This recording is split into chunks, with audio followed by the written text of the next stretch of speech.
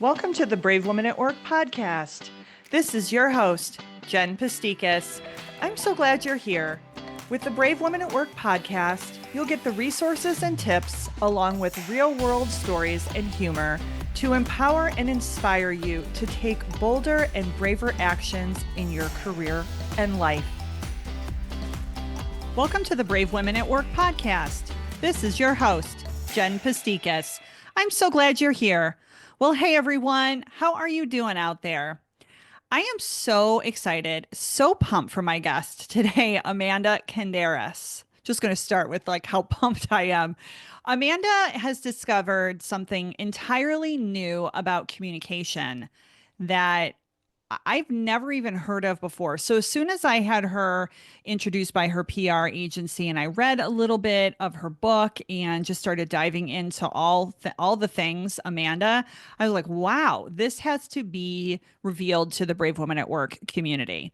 So now that I've built all this anticipation, drum roll, please, it's called Talk Types. So here's my question for you. So what if the way we talk and who we are as people are intrinsically linked? I think it kind of blows me away. We've talked about Enneagram. I'm trying to find someone, I'm putting it out there in the universe who can talk to us about human design. So if you know anyone, please let me know. And we've talked about Myers-Briggs. We've talked about strengths, Gallup strengths. We've never talked about this, right? It's called Talk Types, brand new concept. I think it's very cool. So if we understand our talk type, and you're going to learn about what they are in a second, and the talk type of other people, we can understand how to better communicate with one another. And as a result, we can have better personal and professional relationships. We'll be able to start recognizing talk type patterns as Amanda and I explore. She actually starts to kind of pick up on my talk type. And as she started saying it, I was like, yes, yes, yes. And we found that we had very compatible talk types. And you'll see we had a blast in our conversation. So during the podcast today, Amanda and I chatted about why we communicate to begin with. So we just start to babble and we start to talk as children, and we never really think about, well, why do we talk? Why do we communicate at all? So because Amanda has such deep roots academically in this, she kind of takes us back to the core of why we communicate and what the goals are of communication. And interestingly enough, there is core central themes behind all communication. What talk types are, and the 6 different talk types that exist. How we can discover our personal talk type. How we can bridge the gap between talk types if we're on one side of a type, or one side of the spectrum, and our spouse, our partner, boss, friend, colleague is in the middle or on the other. Just things that we can think about or do. And then how we can leverage our talk types during a key moment, like a key presentation or negotiation, like we talk about at Brave Women at Work. So really, really cool concept that I think you're going to enjoy. So before we get started, here is more about Amanda. Amanda Kenderes is a professor of interdisciplinary studies at Humphreys University. She holds a PhD in social science and comparative education from the Graduate School of Education and Information Studies at UCLA. She grew up all over the world, as you'll find out. She grew up in North and South America, Asia, Africa, and Europe. How cool is that? So if you are enjoying Brave Women at Work and this show has made an impact on you, I ask, leave a rating and review. I recently had one of my colleagues and dear friends, Amy, giving her a shout out. I said that we have reached 39 countries and growing. That's just amazing to me that this platform, this medium of podcasting can do that. We're all one big community, even though we're sitting at different times, we're listening at different times. I'm recording this at a different time. It doesn't matter. We're all one big community. So if you can leave a rating and review or share the show, I would so appreciate it. And then also, if you haven't downloaded my freebies, the three are 24 career and leadership affirmations, 5 ways to managing your imposter syndrome, and getting paid 10 negotiation tips. And like I said, they're totally free, and you can find them on my website at bravewomanatwork.com. Last announcement you've been hearing if you're a regular listener for a while. I am co hosting a conference called Thrive in 25. It's a women's leadership conference. I just want to see people in person, don't you? Like, I started this show obviously via, the Zoom, the interwebs. It's been about 4 years, everybody. So if you've been a longtime listener, I just really want to say thank you and appreciate you. And I am going on this journey with you, and you're going on this journey with me. So thank you so much. And earlier this year, I had asked my friend and my colleague, business partner, Hope, I said, Hope, can we please like see people in person again? So we are trying, and we are launching this conference here in any moment, right? We are right at the end zone, June 25th through the 28th here in Chicagoland in my backyard. And I guess what I would say is this conference is different than any other conference that I've ever been to because it's 2.5 days of traditional conference programming, but with the coolest, most amazing chicks, most amazing women on the planet that are our speakers. And then lastly, we're giving so much in resource after the conference to help you reach your goals. So you will be hanging out with me for 6 months post if you enroll for group accountability coaching via the Brave Circle. And then you're going to have access to her C-Suite, which is a networking platform and an educational platform for women.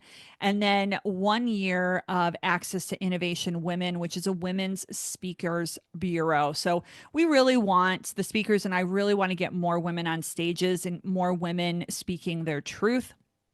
So this, if you are kind of fence sitting on this conference, the time is now. This is your sign. This is your verbal or visual sign to go over to thrive in the numbers 25.com. Again, thrive in 25.com. All right. So excited. Let's welcome Amanda to the show. Well, hello, Amanda. Welcome to Brave Woman at Work. How are you today? Hello. It is great to be here. Thank you for having me. Of course, of course. Yeah, we were just talking as we were getting started. So, Amanda, I'm just so thankful that you and your family and everyone is safe from the LA fires. And I'm just sure that was a rough experience. So I'm just so thankful that you're okay. Oh yeah, no, thank you.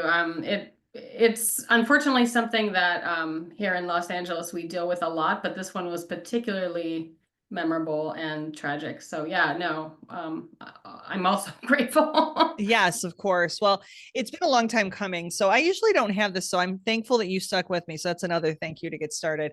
Usually, like I skip these schedule and they work, but just like, hey, the universe just kind of like made it challenging for us. But we're here and we're doing Yes, this. So I'm yes, we are. excited. So tell us a little bit, and this is a really big question, so I understand it can be challenging, but I like to hear women's stories and their backgrounds, and I'm just a curious person by nature. So tell me a little bit about you and the work and the background, how you've gotten to where you are today. And some women will say, like, where do you want me to start? You can start anywhere you want. You can start in the middle, you can start at the beginning. We just only have like 45 minutes to an hour. So like you can't take the whole podcast on this one question. That's my only requirement. Yeah, no, I grew up internationally, and then I ended up I wanted to get back because I loved it so much. So I went to do to school to be a high school teacher. Wow. I went through all of that, got my degree and my license, um, and then decided after some classroom time that it wasn't for me. I was going to go into the university level. So yeah, I wanted I just wanted a little bit more freedom to invent my own curriculum, and also Mm. parents. I was dealing with a lot more parents than I expected going in, and so anyway, I ended up moving out to California for UCLA, got my PhD, and went on to teach at the university level, and I've been doing that ever since. So this is Mm. short. But but that's, that's kind of that's what I do to pay the bills, but my mind has always been kind of everywhere else on top of it. Hmm. I have to ask you, so living all over the place, and we're going to talk about talking today, right? So do Yes. you speak multiple languages? If so, which ones do you speak? Yeah, French, Spanish, and Korean. Wow. Okay. So not like French and Spanish are kind of like the romance languages and close, and then Korean, you just throw that one in there. That's pretty cool. Why not? And Yeah, English, right? yeah, So yeah. I lived abroad for 1 year in France and in southern France, and that was quite the beautiful experience. Oh, But would you say that it was an amazing experience? Just curious before we move on. oh yeah, 100%. Okay. 100%. So you're like, yes, I was lucky that I got the opportunity to live abroad from 8 to 21. Oh yeah, I'm still trying to get my kids over there. Just it's an education that you can't get in a textbook, and it changes you in fundamental ways and ways that you don't even realize until you grow older.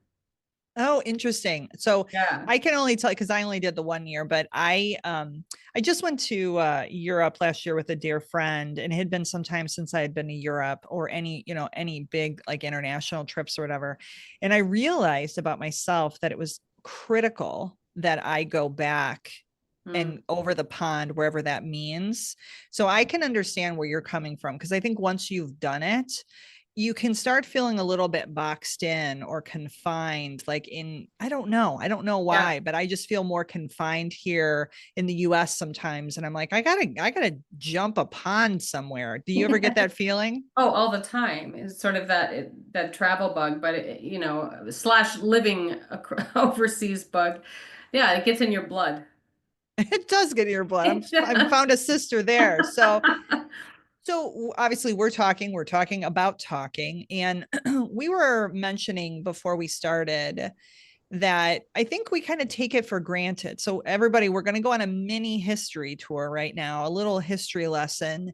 So, we're infants and, we cry. That's how we express ourselves. And then we start babbling and then we eventually talk and then we're off to the races. And here we are. And you speak multiple languages. So I wanted to give everyone listening kind of a genesis history of like why we talk, right? Why we talk and what do we talk about? You said that there's like buckets of information. So if you can give us that, because that's not stuff, I don't know. I've never heard of that in a class. You probably have done a lot of work on this, obviously, but I haven't. So tell us a little bit about, why we talk and what we're talking about. Yeah, no, I mean, what excites me about my work is that it isn't done. That nobody's doing it. So I'm actually really excited to be sharing it.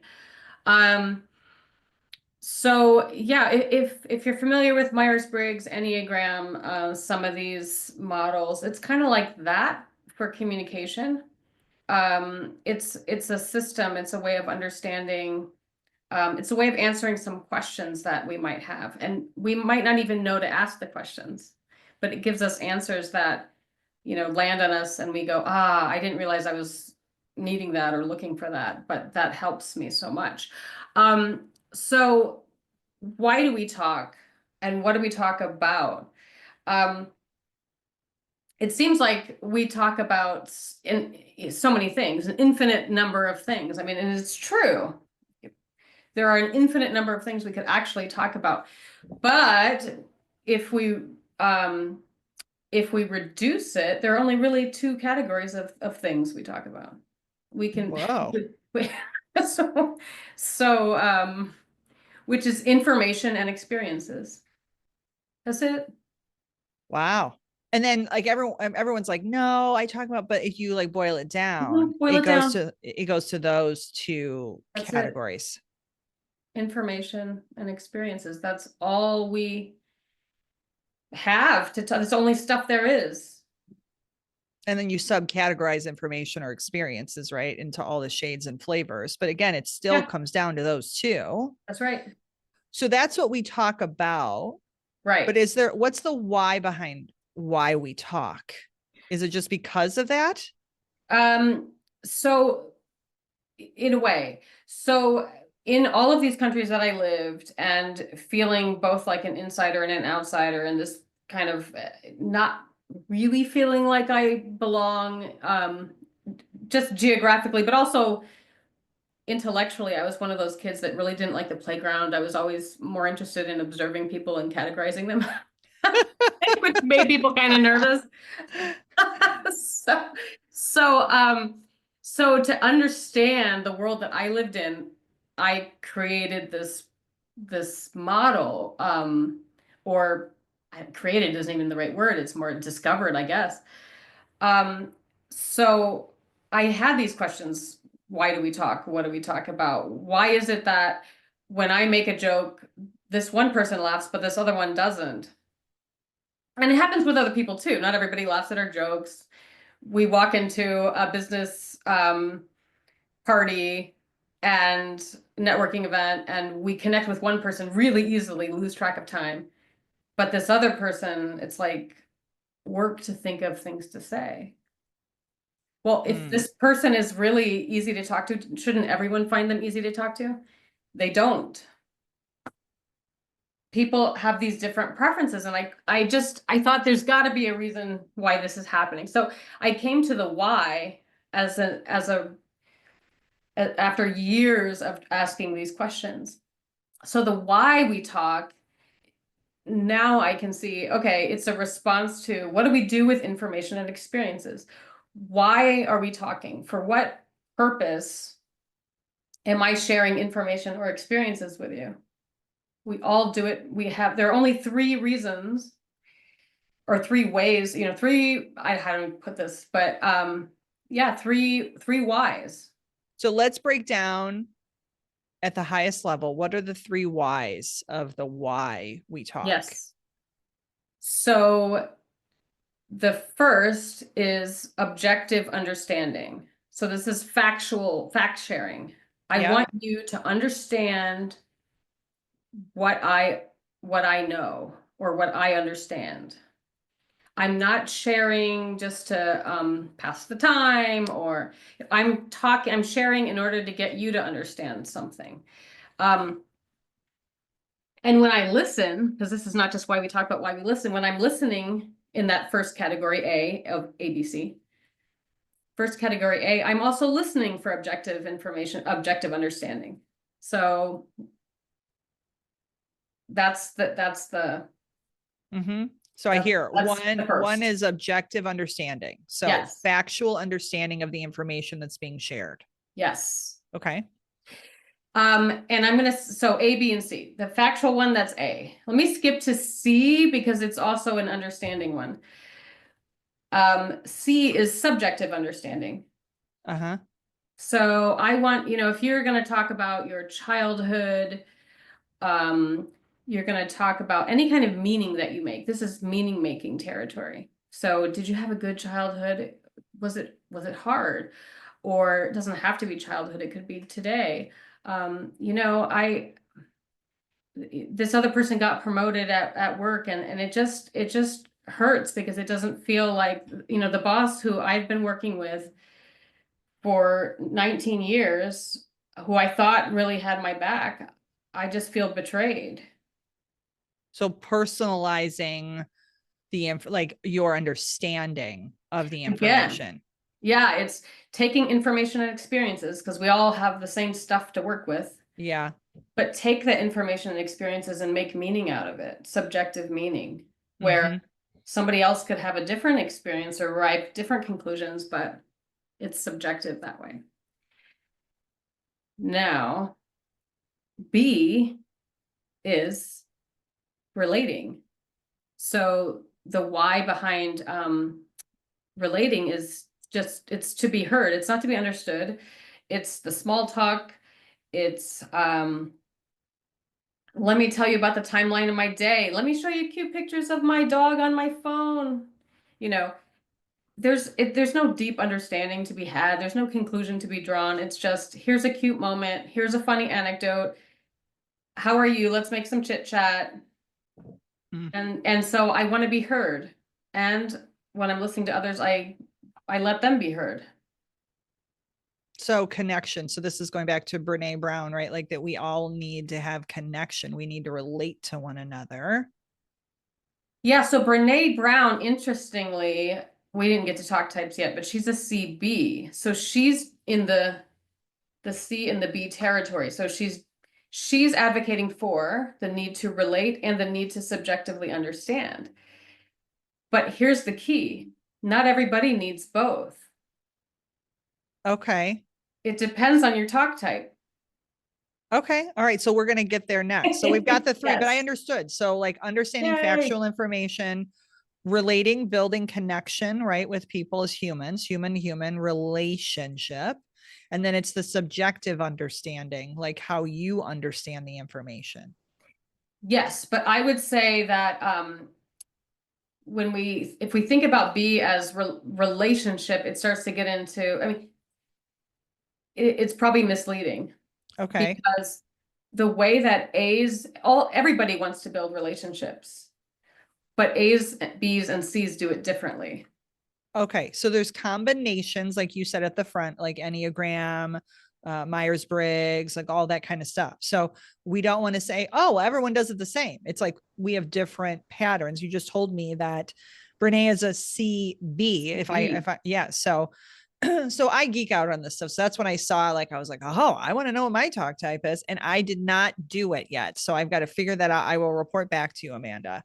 That's So awesome. talk to me about, because this is the foundation of your book, Talk Types. Tell me about the different talk types. So we'll go through that. And then as a preview, then we'll talk about like how do we use them, right, in real life, because we want to make it applicable. So tell me about the different types.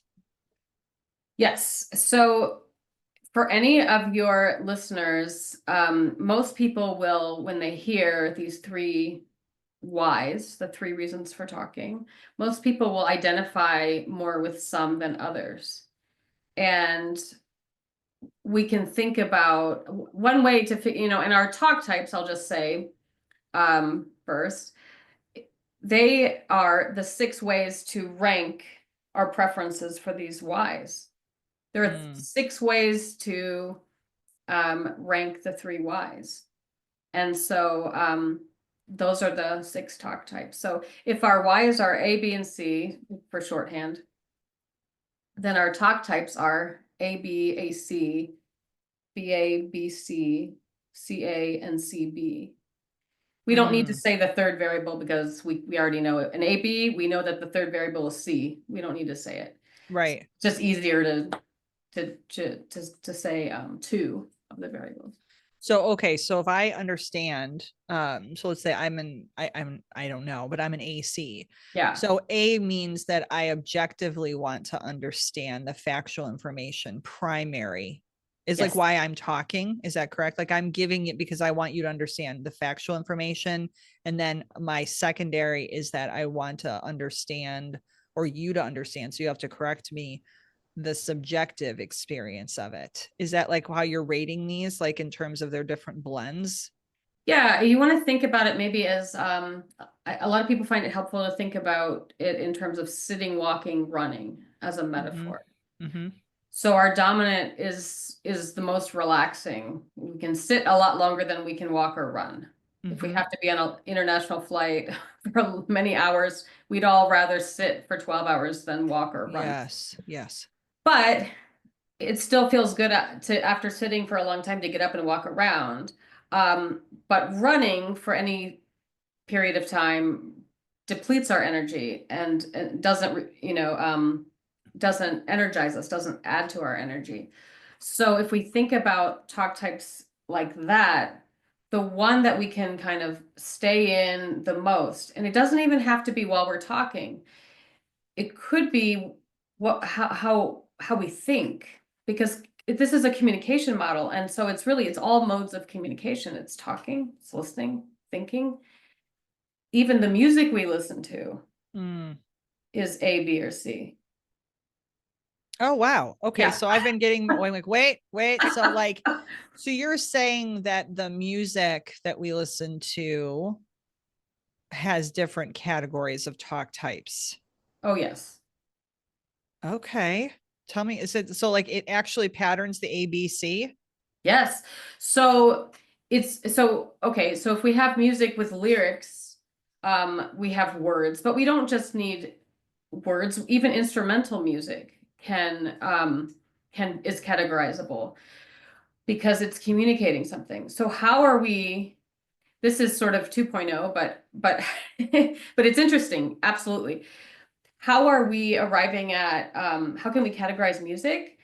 Well, it's the same way that how do we categorize talk types of other people when we don't have access to their why? In other words, they're not telling us why they're talking. They don't tell us what their favorite mode of communication is. We have to observe by proxy. We have to use proxies. So for us, that's what I break it down to: preferences versus um, practices. Um, for us, we have access to the why. If we really think about it, I can say, oh, I really do talk about objective understanding and facts and what. Um, but maybe somebody else, so that's my preferences. But for somebody else, maybe they're at work, their talk type doesn't have A or facts, like a BC, for instance. Mm-hmm. But at work, they have to use A because we have to use facts so much at work. So when we observe that person, we think, oh gosh, they're using a lot of facts, so they must have A. Well, no, that's their practice, but it's not their preference. Oh, oh, yes, makes total sense. So we're not that we're not that clear cut, right? So we're chameleons that are in the environment of work. Therefore, people might assume that A is like a dominant style.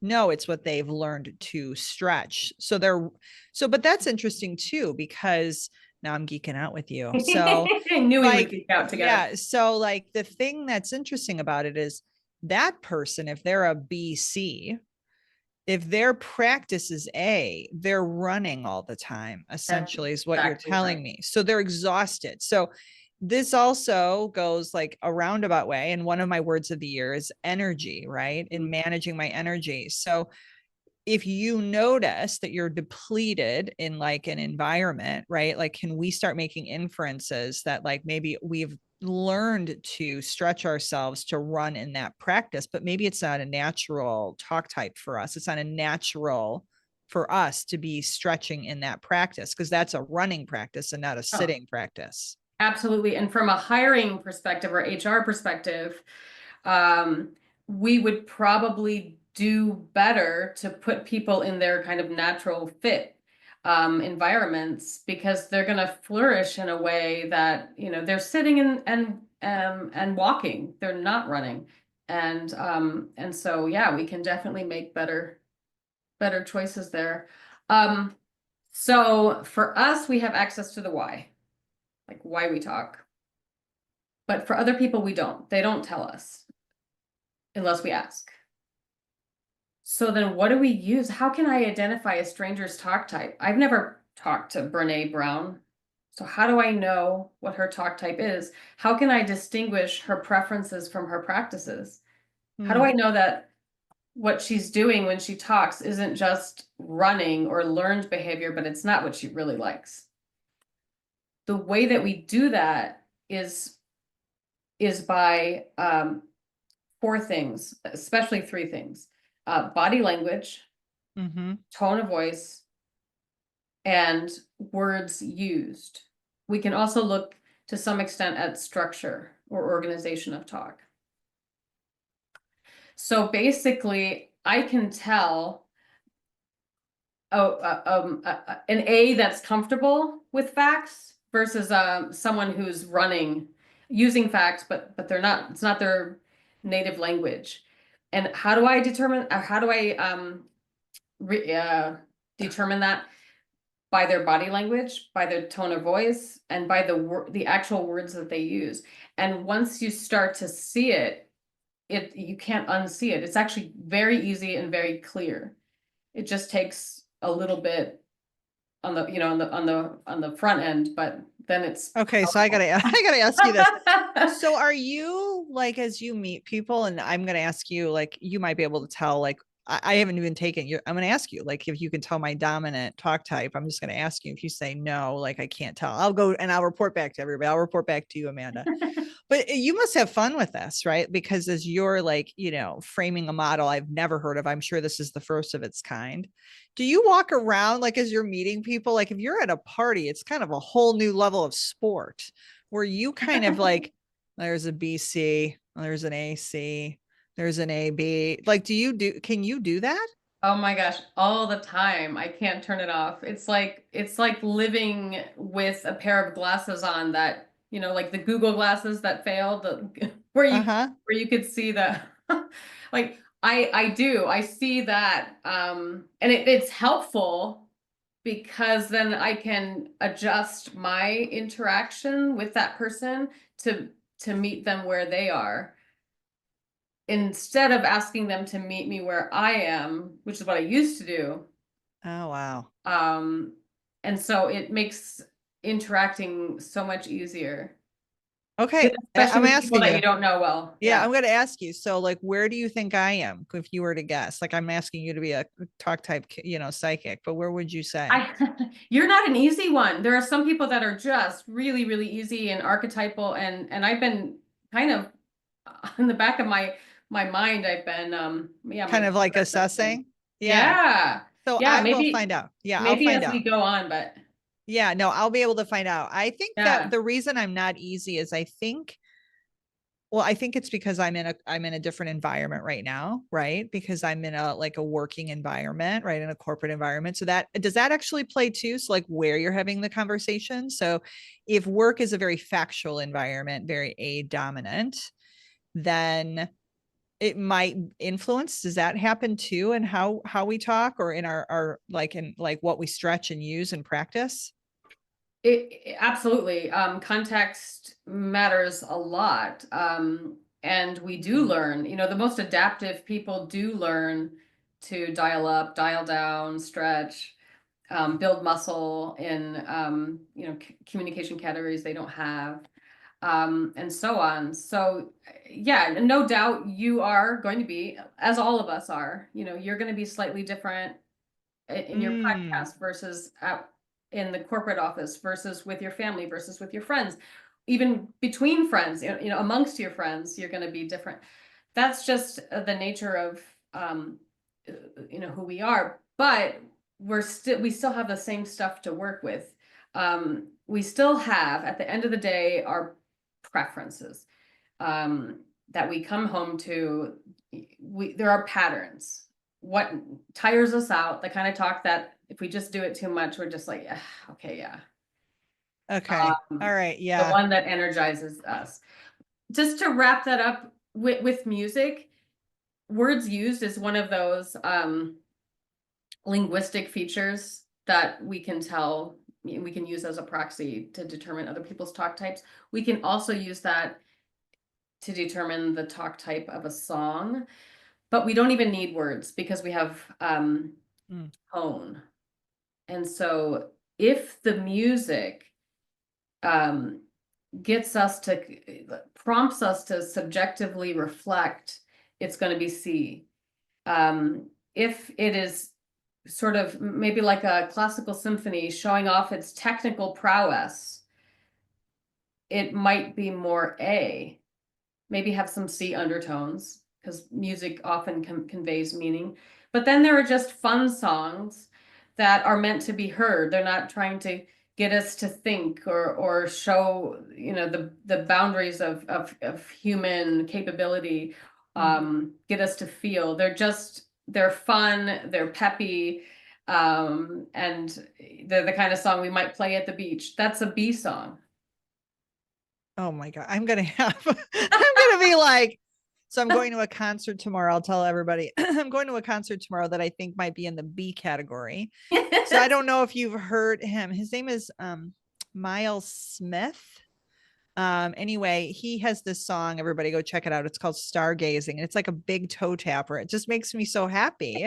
And I walk around my house because I'm in Chicago, so it's still like, unfortunately, it's like mid-April as we're recording this, and it's like 40 here. It's still like Yeah. 32 in the morning. I'm like, come on, spring.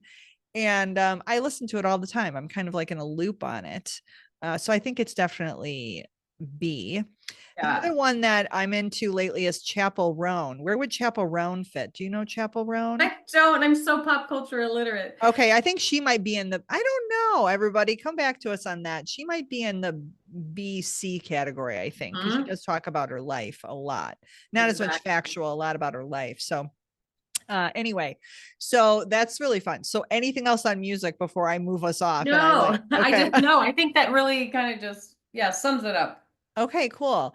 So, all right. So now we've got everybody all excited and like kind of like, oh my word, like I'm geeking out. I want to learn. So, how do they find? Are you going to have a quiz on your site or can they get it through the book? Like, where can they get to their type? Yes. So there is uh a test for talk type. You can go to the website talktypes.com and there's a link there. They can take that test. I think at the moment it's there. I have programmers redoing the homepage, but maybe by the time this comes out, it'll be back up. Okay. So it's your talktypes website.com and then there's a quiz there so that they can learn Yes. it. And then give us an overview also of the book, right? So tell us all this, the power that's in your book, Talk Types. Does it go into more depth into each of the talk types or give us an overview, kind of a synopsis of your book? Yeah, so basically, the book starts with just an overview of the model so that you can get into some of the underlying mechanics, um, the how, the why, all of that stuff that I mentioned on body language, tone of voice, words used. They're examples of that as much as I can do in a book format.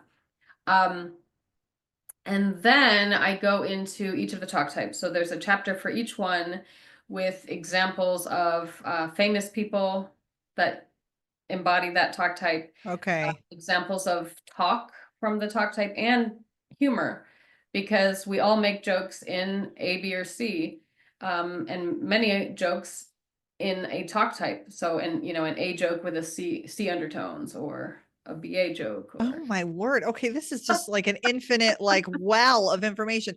Okay, so I like dry humor and like sarcasm. So where does that one fit?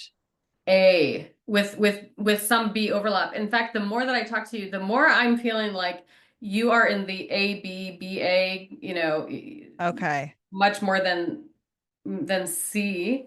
That's where I'm leaning towards yeah, the music. You even use dialogue with "Come on, spring." Um, that's a B thing. Bees love dialogue. It recreates the experience so that you have a witness. Um, Okay, the, so I'm an AB or a BA. I'm an aspiring C. that's right. That's right. There's so many people that are aspiring, whatever, fill in the blanks. Like a BC might be an aspiring A. You I know? know, like, oh, I think, yeah, I've been made an A, maybe. I don't know, because of the work I do. But okay, so we've talked about the talk types, we've talked about music, which is really cool. What about, are there certain talk types? Let's say, my husband is I'm just throwing it out here. My Yeah. husband or my best friend's like a BC, but like I'm gonna throw out maybe I'm an AB or a BA or whatever. Yeah. Are there talk types at odds at one another, like meaning we have to work a little harder with them? So now I'm talking about like relationships, whether it's personal or at work, just any like nuances that you want to mention there that we may need to be mindful of. Yes, absolutely. So the ones that are going to be, so remember I was talking about, okay, hey, why is it that we can walk into a cocktail party and we can get lost in conversation for an hour with this one and that one, it's work to think of things to say. Well, most likely it's to do with alignment. How closely are our talk types aligned? And if you find somebody that's got the same talk type, it's just easy because you talk for the same reasons. Um, I like Mm. to, for example, I like to listen for objective understanding, and you like to talk for objective understanding. Win-win. I promise everybody I didn't like go, hey, what's your talk type before? That kind of stuff. So, so then it's super easy. But on the opposite end of that spectrum, somebody who's maybe the farthest away from our talk type. So if let's just imagine an AB, the farthest away from that talk type would be a CB. So because their dominance, the thing that they're the most relaxed in is the one that the other doesn't have. Mm. And then they Mm-hmm. share a secondary. So they don't get to sit at all during the sit at all during the conversation. They're at best walking and sometimes running. Okay, so that would be okay. So now I feel a little bit better because I've no one really knows until you've talked about this model, like why we just click with certain people. We just think in our minds we use like just like these, I don't know, non-clarified terms, right? These like Yes. nebulous terms of I just didn't click with that person. But you're like, no, there's a reason that you didn't click with that person versus like you meet this person and you're like gabbing their ear off, right? Like where you're like, That's right. let me tell you my life story and they And the other love it. people's like, yes, do. I know exactly. So it's because in your theory in this model, this is a huge component of it. It's just the talk types and like the synergies between the types. Yes. So that's the first layer. Mm-hmm. But the cool thing is with that, we get some predictability. So we get connection. We can predict connection, but we can also predict conflict, and we can predict types of conflict. And if we do a simple Venn diagram, let's say again, an AB with a CB. If these two are in a relationship, friendship, romantic, doesn't matter, where do they overlap? They overlap in B. This is going to represent where they're going to spend the most conversational time. So let's say they're a couple, we can predict that they're going to do B together, relating, they're going to take turns being a witness for each other's stories. But then one of them is going to need C because they need to sit sometimes. Mm. So one of them's going to need C. They're probably going to need to get that from their friends. And the other one's going to need A. And they're probably going to need to get that from their friends or at work or wherever. So when we decide who to marry, what friendships to invest in, what workspaces we want to build ourselves around, um, that's something we might do well to take into consideration. Absolutely. Because in retrospect, if we take this model, we can look at breakups, divorces, career change, career pivots in line or in light of this, and it makes a lot of sense. Well, I was just reading this is total trash like news, right? But I was like reading news, like entertainment news. Like that's like my popcorn for my brain, right? Like I'm just like reading about celebrity news because I'm Yeah. like, I'm okay. I'm okay. Yeah. And you read a lot about the Hollywood divorces and things like that, and they'll say, oh, we were so different. But what we're talking about today is understanding and having a plan, right? Like, that self knowledge. And that's one of the reasons I do this podcast is just really that personal development, the self development as a leader, right? As being a brave woman in the workplace is really understanding thyself because we get into relationships and we don't know. And we're like expecting that person. Let's say I'm an AB, my spouse is or friend or whatever is a CB, and we're expecting them to be like us and vice versa, and maybe they're just not baked that way. That's right. And so what it does at the very least is it gives us a framework to say, I'm okay, you're okay. There's a reason that's not personal that you are doing what you're doing and talking the way you're talking and vice versa. And so for example, I have a BC friend very dear to me, and I love A, giving, I eat up information and facts, but she doesn't. And so when and one of the things that people with A do is they tend to interrupt. More on that later. And they tend to ask for ask for verification. This is very offensive to my BC friend because she's not trying to give me a subjective, treatise on to challenge, to reshape my understanding, or she's giving me her experience, and that's what she wants to convey. But because my brain isn't built that way, there's no place to put it in my own mental scaffolding. So I'm responding in A to her BC. And now that she knows the talk types, it's like, oh, okay, Amanda's just doing A again, and she's asking me to prove that fact, or hey, let's look it up. Let's make sure that's Oh, true. okay. I know I'm an AB. Now Yeah. I know I'm an AB because I'm Yes. always like, let's fact check that.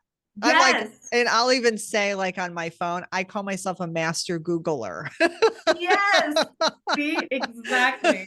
Okay, verified, everybody. You don't need Yeah. to, I don't need to report back. I'll go take the quiz and just confirm, but here I am with the A.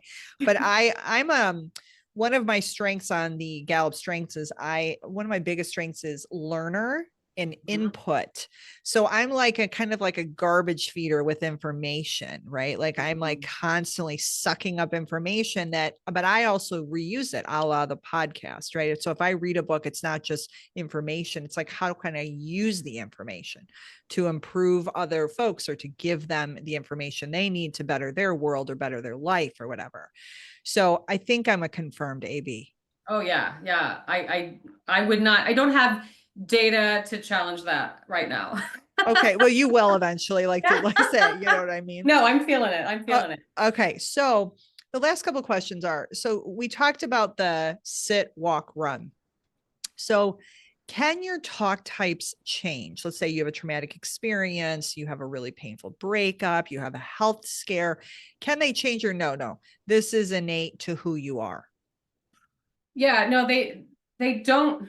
I'll put it this way. Remember our preferences, practices Uh-huh. concept. Our preferences don't change, but our practices may, and Okay. probably even should, as we mature, Yeah. and as we interact with other people, and grow. Yeah, we probably should build some muscle. Um, So, but our preferences, no. We as kids, I have two toddlers, and I can see their preferences starting to show up even from that very young age. So Wow.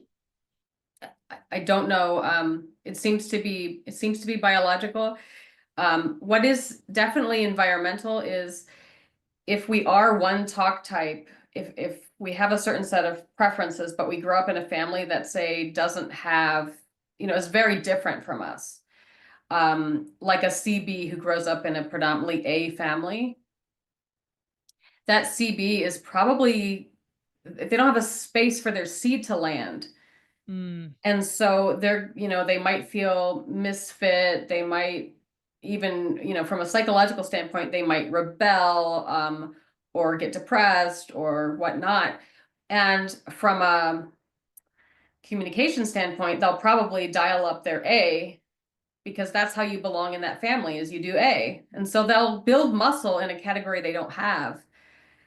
So yeah, environment shapes us, but uh, it's not, it doesn't mean that your innate like talk type is different. It means you have flexed because you wanted to be part of the tribe, right? Or be part of the herd, or yep, survive in the environment or whatever. And that's why it gets confusing, and why we need you, right? So that you can be like, yeah, it's a bunch of BS. Like, you've got your practices, right? But yeah. like, no, there you are, really, That's right? right. That's exactly right. Yeah. Okay. Oh man, you and I would geek out for We would hours on totally this. geek out. In fact, and I hope you'll permit me to say one more thing on the Yeah. last point, if unless we're out of time. No, no, no. We have time. We have time. Okay, okay. One last thing on relationships for the moment. That's just kind of fun. A lot of people like it. Is the idea that because I mentioned that A's tend to interrupt. Um, here's the thing. we hear so much of what we hear about communication, best practices, how to be an effective speaker, all of this. One of the kind of gold standards that we hear is don't interrupt. But here's the thing, that's only sometimes true. It's true if you're talking to a B. It's not true if you're talking to an A or a C, and here's why.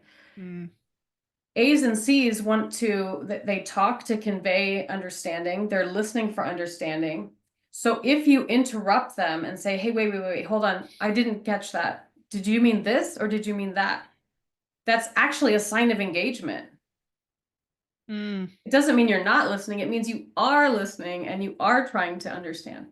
So that the act of interrupting is actually a signal that you have a shared goal, not an opposite goal. But for a B whose goal is to be heard, to have a witness, if you interrupt them, you're not listening. You're not giving me space to be heard. That does run contrary. hmm.